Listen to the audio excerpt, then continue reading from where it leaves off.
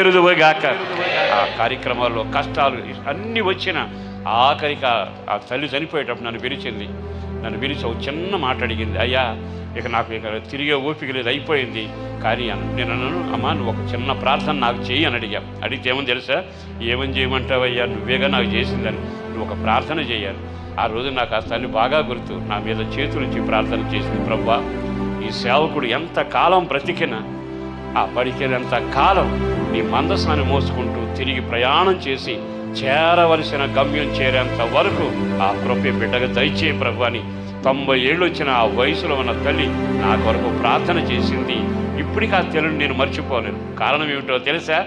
లేఖనాల్లో ఆమెకు బాగా తాకిన వాక్యం ఒకటి, యేసు కొరకు నేను జీవిస్తున్నాను అంటే దాని ఆనవాలు ఏమిటో తెలుసా? పాడి ఆవులాగా మందసాన్ని బలహీనతల మధ్యలో కూడా నేను మోస్తాను. ఈ